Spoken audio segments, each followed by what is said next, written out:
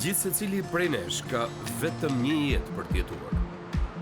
Jeta jon duhet ketë rëndësi, duhet vlej, duhet ketë një qëllim dhe sinqerisht, duhet të jetë fantastike. Por ndërsa hedh syt përreth, shoh jetë të jetuara me rrëmuj, me humbje dhe dekurajim.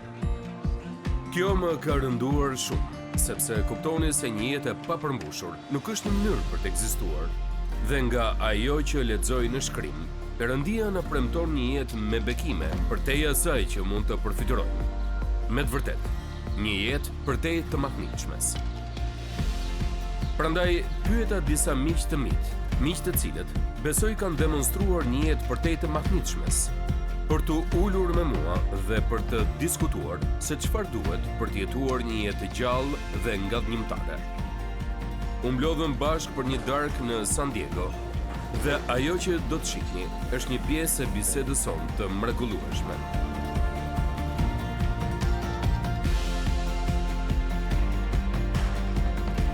Unë duhet ju falenderoj që jeni me mua sot. Një prej gjërave për të cilat ne flasim shumë në ditët e sotme është paqja. Të gjithë duan paqe, ndërkombëtarisht. Njerëzit duan paqen në familjet e tyre, ata duan paqe në zemrat e tyre, por ne si të krishterë, si mund të kemi paqe në zemrat tona? Dhe nuk e kam fjalën për kontrollin e panikut, unë e kam fjalën për një paqe të vërtetë dhe të sinqertë dhe origjinale në zemrën tonë. Nga fillon kjo paqe? Ne nuk mund të kemi paqe pa Jezusin, apo jo, sepse unë mendoj se ka lidhje me shqetësimin e botës sonë për frikën nga vdekja. Dhe ajo që Krishti na premton është se kjo është vetëm një copës e vogël e së përjetshmes dhe së mrekullueshmes që ai na ka dhënë. Ka ende shumë besimtarë që besojnë te parajsa dhe sërish nuk kanë paqe.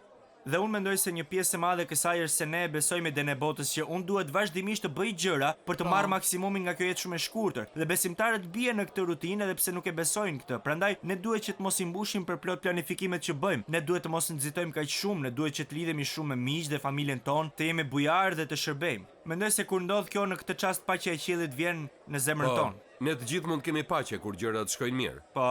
Dhe më duket se nuk ka shumë konflikte në jetën dhe në komunitetin ton, por David të kam vëzhguar me kujdes, ndërsa lufton në gjykat që të mos të duhet të paguash për diçka në të cilën ne nuk besojmë. I kam parë dhe gjërat që kanë shkruar për ty dhe gjërat që kanë thënë për ty. Më thuaj si ka qenë kjo për ty?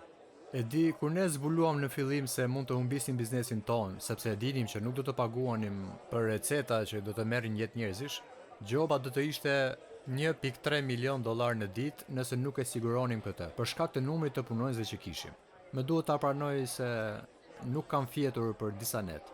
Unë dhe Barbara më në fund erdhëm në pikën ku tham, kemi vetëm një rrugë, të drejtën ose të gabuarën. Ne ishim 100% të bindur se morëm vendimin e drejtë. Pra në fakt paqja është e lidhur me të vërtetën, apo jo? Po, ashtu është. Dhe kur ne dim të vërtetën dhe ju e dini, Perëndia na e siguron këtë paqe në zemrën tonë. Mendoj se një pjesë e kësaj ka të bëjë që të mos e bombardojmë veten me lajme. Nëse do të bombardohemi me lajme, nuk do të kemi paqe. Dhe e dini, ne kemi të drejtën që t'i fikim lajmet, pa diskutim. E dini, e kam bërë këtë kohë të fundit. Mora 6 javë pushim në janar. Agjërove për lajmet. Unë ndjeva shumë i raskapitur dhe mendova, po do të marr një sabat nga lajmet. Dhe mund t'ju them që është interesante që ungjilli nuk kupton lajmin e mirë. Është mirë të përqendrohesh te disa lajme të mira, në vend që të përqendrohesh në lajmet e këqija. Dhe 6 javë më vonë ndezë sërish dhe i gjete në të njëjtin vend ku i kishte që nuk ishte ndryshuar, e di. Njësoj edhe me mediat sociale është e lehtë shikosh këto edhe të ndihesh pak kënaqur, të ndihesh sikur nuk e paqe në disa fusha. Pasazhi ku shkoj gjithmonë është tek Filipianët 4, që në rastet kur jam duke përballur me rrethanat, kur më duket se gjithçka po çmendet rreth meje, jo vetëm që paraqes kërkesat e mia Perëndis, por përpiqem ta bëj këtë me falënderim. Prandaj ndonjëherë kur ndjek lajme dhe shoh diçka që përpiqet të mbjellë paqen, unë ja paraqes kërkesën time Perëndis. Lutem për situatën, por kur mendoj për rrethanat, gjej diçka për cilën ti je mirënjohëse. Është si një lloj paqe e menjëhershme që më pushton atë çast. Bibla është shumë e qartë që paqja është një dhuratë nga Zoti. Bibla na thotë që të mos lejojmë që zemra jonë të tronditet dhe që të mos shqetësohemi për asgjë, por për çdo gjë t'ja paraqesim kërkesat tona Perëndis me lutje dhe përgjërim. Amen. Ndërsa ula me miqtë e mi dhe reflektuam mbi ato që tham, edhe njëherë u kujtova se paqja është një vendim që transformon jetën e njeriut. Dhe në minutat në vazhdim do të ndaj me ju se si një jetë me paqe është e nevojshme për të jetuar një jetë përtejsë mahnitshmes. Princi i paqes. Është vetëm njëri nga 250 emrat që i jepen Zotit Jezus në dhjatën e re. Kur ai u shfaq për herë të parë mbi këtë tokë në një grazh në Betlehem, engjëjt e shpallën ardhjën e tij, siç e mbani mend me këto fjalë: Lavdi Perëndis në vendet më të larta dhe paqe mbi tokë njerëzve, mbi të cilët qëndron mirëdashja e tij. Bota në të cilën lindi Jezusi kishte një ide shumë të ndryshme mbi paqen. Fjala në anglisht paqe ka origjinën nga një fjalë e vjetër franceze që ka kuptimin të ripajtohesh, ose të biesh dakord me, ose të kesh mungesë armiqësie. Por fjala hebreike, shalom, ka një kuptim shumë më të pasur. Kjo është e vetmja fjalë hebreisht që di ta them me zë të lartë. Do doni të kishit dëshirën që të flisnit hebreisht në këtë takim? Le ta themi së bashku me zë të lartë fjalën shalom. Shalom. Kjo fjalë gjendet 355 herë në dhjatën e vjetër dhe kuptimi i saj themelor është të jesh i plot, i sigurt dhe shëndosh. Shalom përcakton një gjendje në të cilën jeta mund të jetohet në mënyrën më të mirë. Po ta shohim fjalën shalom në dhjatën e vjetër, kuptojmë se ajo kurrë nuk i referohet paqes së brendshme psikologjike ose emocionale. Shalom është gjendja ku çdo gjë është në vendin e vet. Tregon mirëqenien e plotë të një njeriu apo të një komuniteti, është një nga dëshirat më të thella të zemrës së njeriu. Thuajini sërish: Shalom. Jezusi është ai që e përmbush dëshirën më të thellë të zemrës sonë për paqe. Por nëse tregojmë të sinqert, ne mund të dekurajohemi me lehtësi kur shohim se sa pak paqe ka në botën dhe zemrat tona. Ne kryesisht dëshirojmë për paqe ndërkombëtare, por Jezusit, besoj unë, i intereson më shumë paqja individuale, paqja e brendshme. Po, bota duhet ketë paqe, por sa për jush e dinë se nëse paqja vjen në zemrat tona, shumë shpejt do të vijë edhe në kulturën tonë. Prandaj duhet ta filloni aty ku duhet filloni, që është rëndësia e paqes individuale. Pra kemi 3 mënyra kryesore përmes të cilave ne ndikohemi nga kjo paqe që sjell Perëndia. Më lejoni t'ju e shpjegoj ndërsa vazhdojmë dhe do t'i ndajmë së bashku. Së pari, Biblia na thot se unë dhe ju mund të kemi paqe me Perëndin. Në nënvizoni fjalën me. Romakëve 5:1 thot kështu: të shfaqsuar pra me anë të besimit kemi paqe me Perëndin nëpërmjet Jezus Krishtit Zotit ton. Paqja në këtë pasazh nënkupton fundin e armiqësisë, jo qetësinë e mendjes. Nuk është se ne ndaluam se qeni armiqësor me Perëndin, por Perëndia ndaloi se qeni me të drejtë armiqësor ndaj nesh. A e dini që Biblia na thot se për shkak të mëkatit ton, Perëndia duhet të jetë armiqësor me ne? Isaia 59:2 thot: "Paudhësitë tuaja kanë shkaktuar një ndarje midis jush dhe Perëndisë suaj." Kjo paqe që sjell Jezusi e ndryshon imazhin e Perëndisë, nga ai me dorën e bërë grusht me një çekan, tek ai që zgjat dorën si një mik. Zemrimi i Perëndisë ndaj nesh për shkak të mëkatit ton zhduket. Ndarja jon prej tij ka përcjellë plotësisht. Perëndia na birson në familjen e tij dhe që nga i çast vepra e tij ndaj nesh është për mirë. Ai nuk do të jetë kurrë kundër nesh, ai bëhet ati ynë dhe miku ynë dhe ne nuk do të kemi pse të kemi më frikë. Duke komentuar për këtë paqe me Perëndin, Ray Stedman shkruan: "Zemrat tona janë në paqe, është qetësi, guxim." Për të përdorur një term modern, dhe mendoj që është më i saktë, për shkak të Perëndisë dhe paqes së tij, ne tani kemi moral të mirë. Morali ynë është i lartë. Ne jemi gati për çdo gjë. Asnjë terren nuk është tepër i vështirë për Krishtin dhe ne kemi Krishtin, prandaj ne kemi moral të mirë. Dhe ndërsa shohim sot njëri tjetrin dhe shohim në kulturën tonë, a nuk ju duket se kjo është ajo që na mungon? Ne kemi humbur moralin e mirë. Morali ynë i mirë është dobësuar. Dhe ne e harrojmë se kjo paqe e brendshme që ne kërkojmë, nuk gjendet në rrethanat ku ne ndodhemi. Nëse të gjitha luftrat që luftojmë do të fitoheshin dhe ne do të qëndronim në majt me duart e ngritura lart në fitore, ne sërish nuk do të kishim paqe në zemrat tona, nëse nuk do të kishim paqe me Perëndin.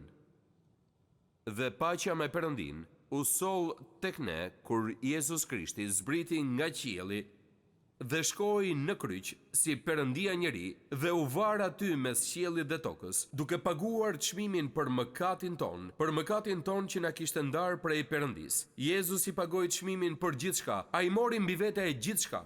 Dhe kur ne vendosëm besimin tek ai, ne jemi të falur dhe ai mëkat fshihet plotësisht.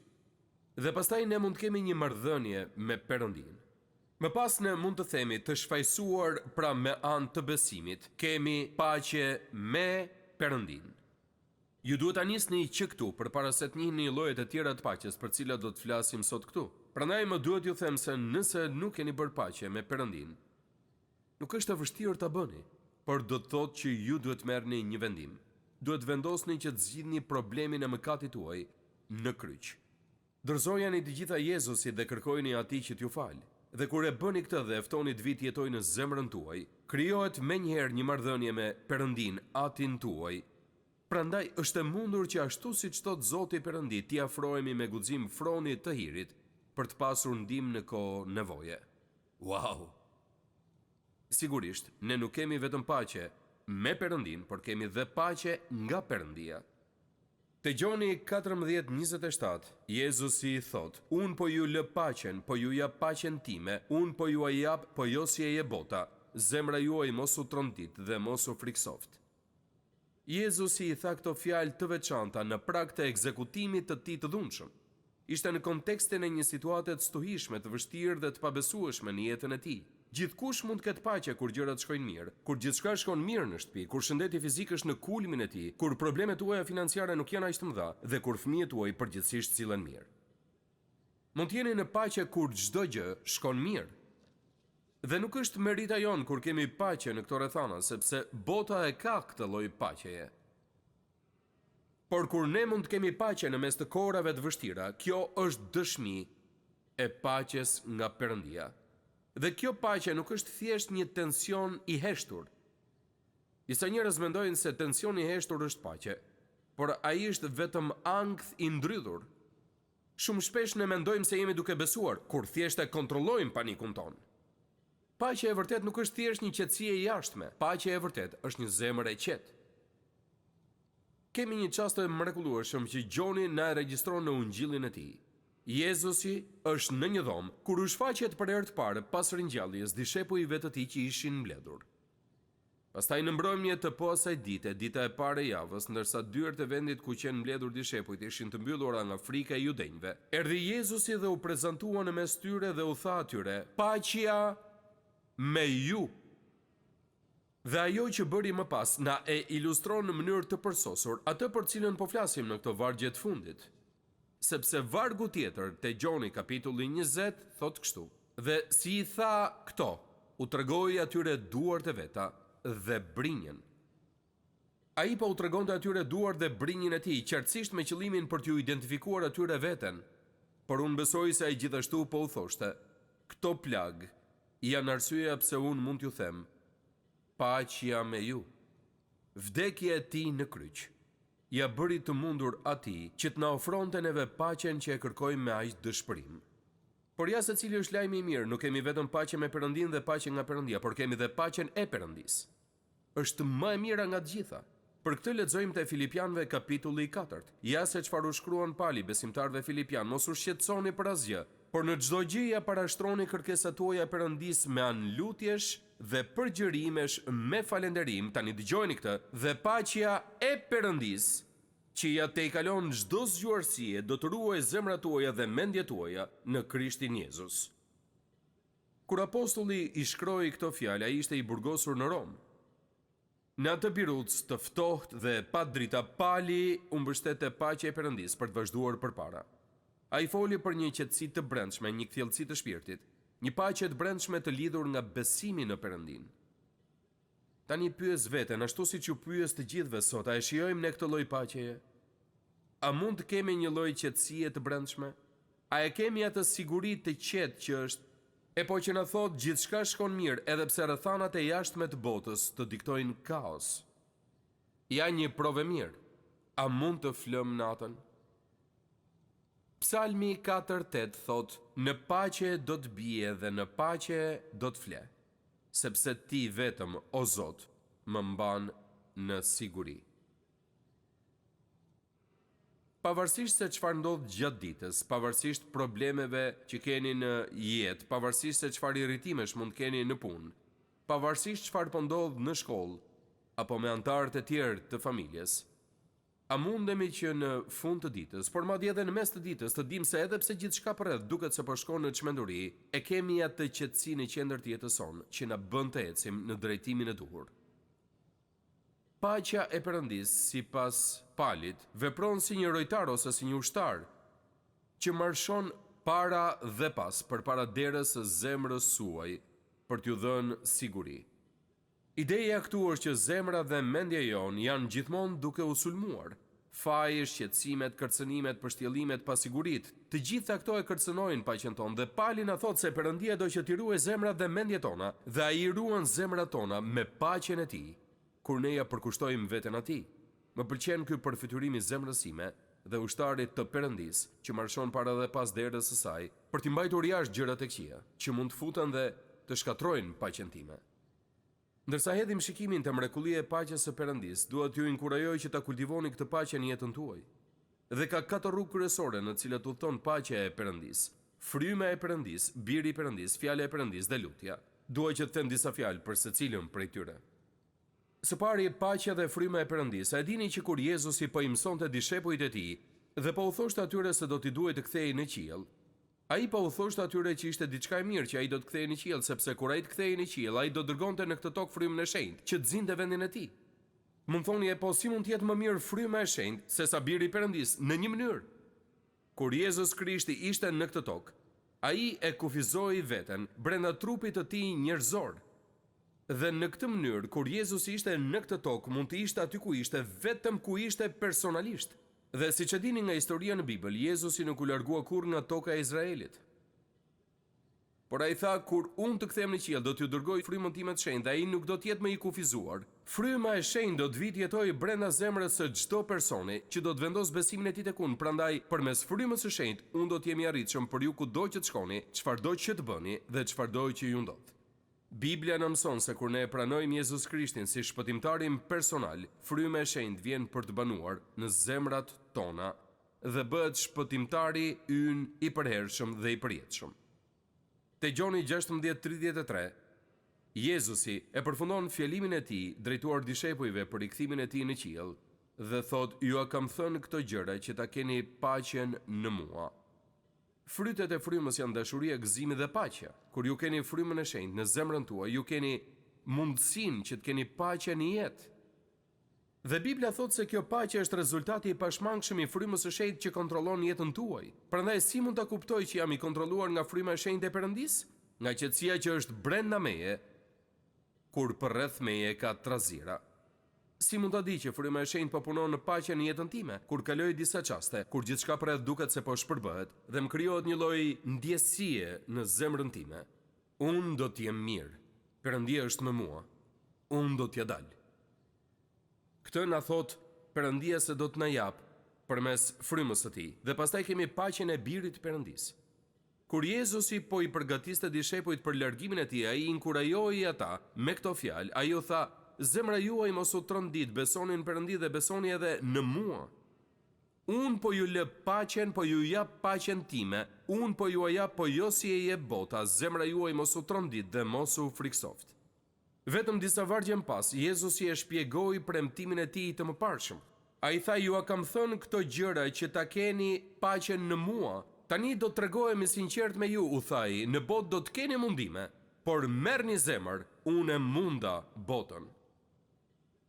Më pëlqen kjo pyetje që është fshehur në librin e Jobit. Nuk e kisha kuptuar kurrë që ishte aty. E kam lexuar librin e Jobit shumë herë, por kjo më kishte shpëtuar. Por ja vlen që ta shkruajmë. Jobi 34:29. Kur Perëndia jep qetësinë, kush do ta dënojë? A nuk është një vargje mrekullueshëm? Nëse ai, dhe është e qartë që po flitet për Perëndin, nëse ai sjell qetësinë tek ne, këtu, kush do ta dënojë? Ja cila është lutja ime për të gjithë ne, e marr nga lutja që Pali bëri për miqtë e tij në Selanik. Ja se si u lut ai. "Dhe vetë Zoti i paqes ju dhënë vazhdimisht paqe në çdo mënyrë." Kjo është lutja ime. Dhe kemi paqe në fjalën e Perëndis. Unë kam për të dëgjuar atë që Perëndia Zoti ka për të thënë. Me siguria i do t'i flas për paqe popullit të tij dhe shenjtorëve të tij. Unë kam për të dëgjuar atë që Perëndia Zoti ka për të thënë. Sepse kur unë e dëgjoj atë, ai do të flas për paqe. A e dini që Biblia është çelësi që të keni paqe? Kur jam duke kaluar periudha të vështira dhe nuk e di se çfarë të bëj, përpiqem të gjej një mënyrë për të kaluar më shumë kohë në shkrim. Jo për të përgatitur ndonjë predikim, por për ndihmën dhe inkurajimin tim. Dhe her pas here, miq, ju duhet i mësoni përmendesh disa vargje nga ky libër, sepse ato veprojnë si agent antiterrori në jetën tuaj.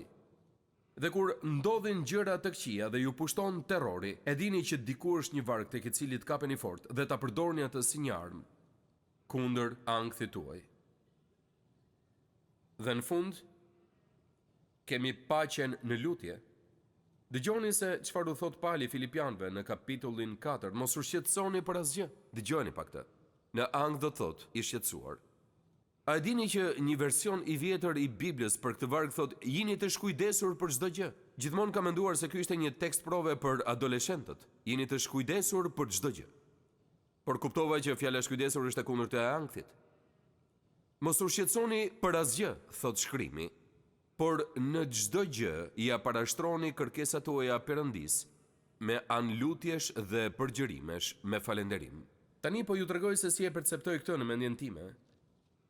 Në thelb Pali po thot se jeta e krishterë është e përbërë nga 3 rrath. Së pari kemi rrethin e shqetësimit apo rrethin e ankthit.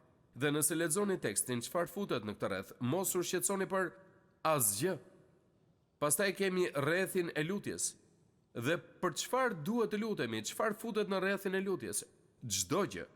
Dhe pastaj kemi rrethin e falënderimit. Dhe çfarë futet në këtë rreth? Çdo gjë që Perëndia bën për ju. Gjithmonë jeni falënderues. Në vet aktin e të qenit falënderues për atë që Perëndia ka bërë për ju, ai fillon të shpërbëj ankthin që po përpiqet të lëndojë zemrën tuaj.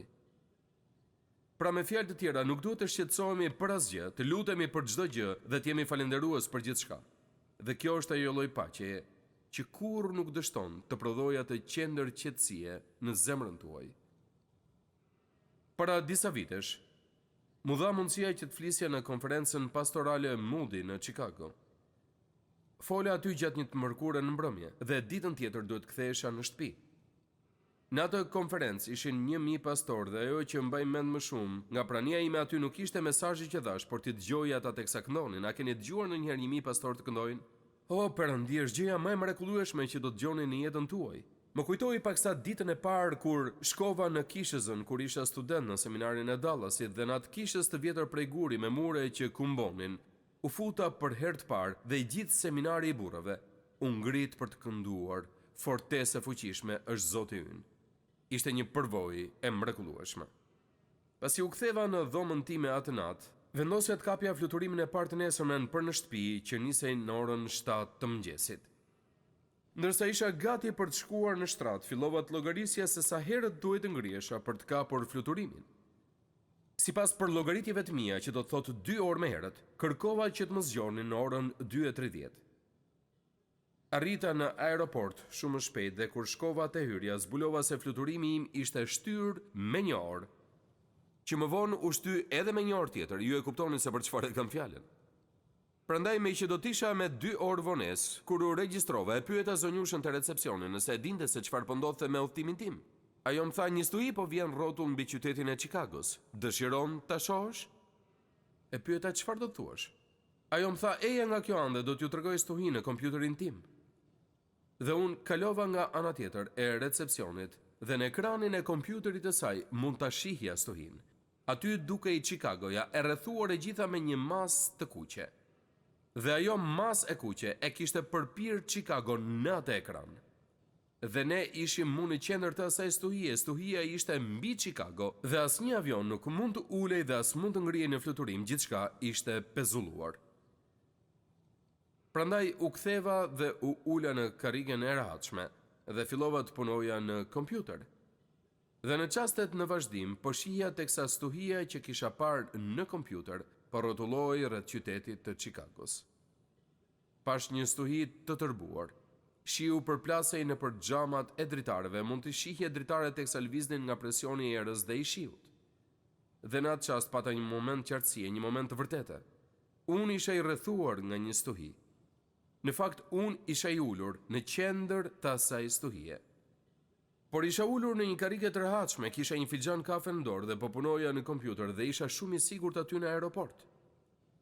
Isha i strehuar në mes të asaj stuhie. Dhe mu kujtua ky psalm. O Perëndi, dëgjoj britmën time, dëgjoj me vëmendje lutjen time. Ndërsa zemra ime po shkrihet, më çon në shkëmbin që është më i lartë se unë, sepse ti ke qenë një streh për mua dhe një kështjell e fortifikuar. Para armikut, unë do të banoj në çadrën tënde përgjithënjë, do të kërkoj streh në hijen e krave të tu. Sepse ti ke qenë një streh për mua. Zoti Jezus Krisht, në rastet panumurta ka qenë një streh për mua në mes të stuhive personale, kur unë nuk e dija se çfarë do të ndodhte dhe stuhia duke i gati e papërballueshme. Thellë në vendin e qetë të zemrës sime, ku askush nuk mund të shohë përveç vetë Perëndis, kisha një paqe të heshtur, që ishte përtej kuptueshmërisë sime dhe nuk dukej e arsyeshme, sepse nuk ishte e tillë, ishte shumë e arsyeshme. Ishte paqja e Perëndis, që ja te kalon çdo zgjuarësie. Dhe kjo është paqja që Perëndia do që ne të kemi. Kjo është dhurata e tij për ne, ai na e ka dhënë ne dhe e ka bërë atë një trashëgimi të kryqit. Dhe nëse ju e pranoni atë, së pari mund të keni paqe me Perëndin, por pasi të bëheni të krishterë, mund të keni paqen që vjen nga Perëndia dhe mbi të gjitha ju mund të mësoni se si të pranoni paqen e Perëndis dhe Perëndin e paqes që jeton në zemrën tuaj. Dhe do të jeni më mirë. Dhe në këtë botë të çmendur që duket se po del jashtë kontrollit, ju do të jeni vetëm një gjë qëndrueshme në gjithë lagjen tuaj. Dhe njerëzit do t'ju shohin dhe do të thonë çfarë problemi ka ai? A nuk i lexon ai lajmet, a nuk i dëgjon ai historitë? O, po ne i dëgjojmë historitë, por ne kemi gjetur streh në Zotin Jezus Krisht.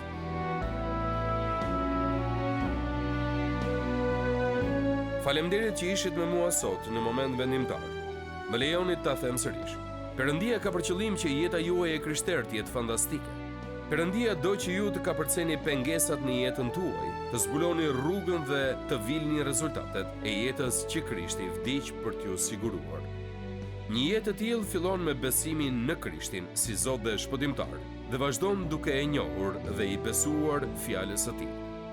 Prandaj nëse nuk e keni vendosur besimin në Krishtin dhe nuk keni rilindur përmes Tij, sot është dita kur ju mund ta bëni këtë. Hapi i parë është që të pendoheni për mëkatin tuaj dhe t'i kërkoni Jezus Krishtit të bëhet Zoti dhe Shpëtimtari juaj. Sapo ta merrni këtë vendim për të pranuar dhuratën falas të shpëtimit të Perëndis, do të fillojë udhëtimi juaj me Perëndin si një krijesë e re në Krishtin.